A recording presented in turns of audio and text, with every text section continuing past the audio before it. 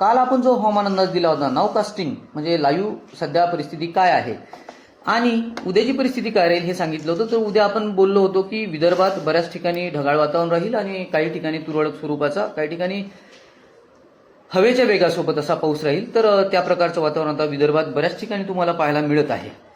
ठीक आहे, तर हे बघा आणि समोर नकाशामध्ये पाहू शकता की बाष्प बंगालच्या उपसागरापासून, ॲरोकडे लक्ष द्या, बंगालच्या उपसागरापासून विदर्भापर्यंत, महाराष्ट्रापर्यंत कसं विस्तारलेलं आहे.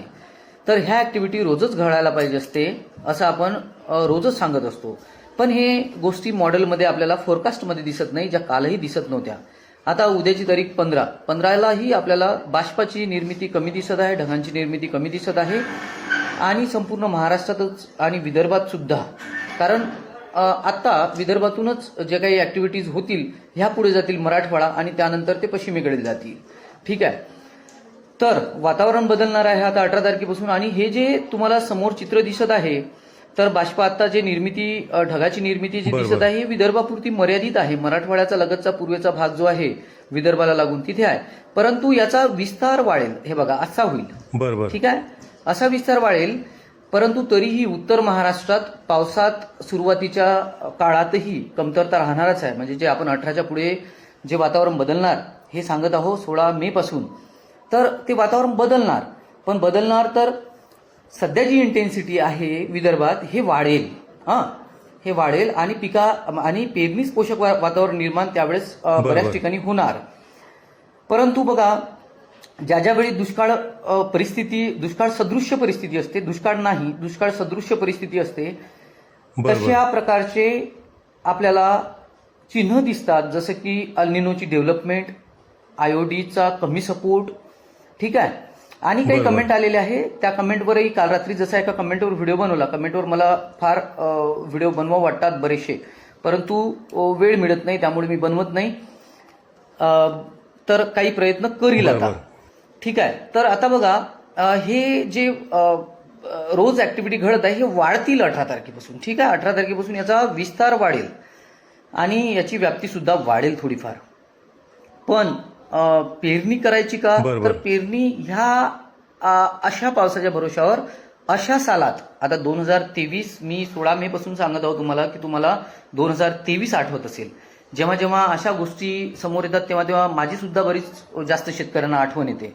आणि जेव्हा नॉर्मल कंडिशन असते तेव्हा तर मॉडेल उचललं की कोणी हवामान अंदाज सांगेल आणि आपल्याला सुद्धा कळते की आता पाऊस येणार आहे. परंतु अशा जेव्हा क्रिटिकल सिच्युएशन येतात, माझा मोबाईल कंटिन्यू वाजत राहतो सकाळपासून. ठीक आहे, तर आता परिस्थिती एकंदरीत अशी आहे. आणि आता फोरकास्ट जर का सांगायचं झालं, म्हणजे अंदाज सांगायचा जर झाला, तर इंडियन मेट्रोलॉजिकल सेंटरच्या सुद्धा नावकास्टिंगमध्ये काय दिसत आहे, तर बघा, विदर्भात बऱ्याच ठिकाणी वातावरण बनायला सुरुवात झाली.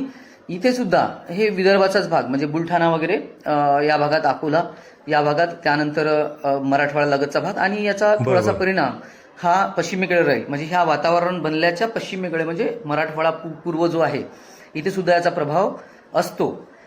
त्यानंतर आता मान्सूनची परिस्थिती काय आहे, तर निळी रेषा तुम्ही पाहू शकता की इथे 8 तारखेपासून 14 तारखेपर्यंत भारतीय हवामानशास्त्र विभागाने नॉर्दर्न लिमिट ऑफ मान्सूनची रेषा एकाच ठिकाणी ठेवलेली आहे.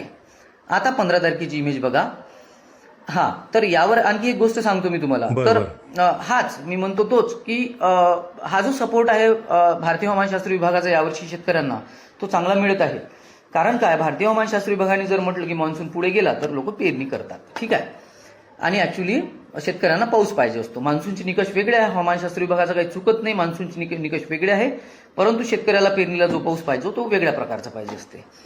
आता 15 तारीख, तर 15 तारखेचं जर का आपण चित्र बघायला गेलो तर 15 तारखेला बघा, महाराष्ट्रात जास्तीत जास्त मराठवाडा आणि विदर्भातच आपल्याला ढगाची निर्मिती दिसत आहे. उत्तर महाराष्ट्र, पश्चिम महाराष्ट्र अशा प्रकारची कोणतीही ढगाची निर्मिती आपल्याला दिसत नाही आहे. आता ह्या घडामोडी वाढतील आणि मान्सून महाराष्ट्रात येण्यासाठी पोषक वातावरण निर्माण होईल.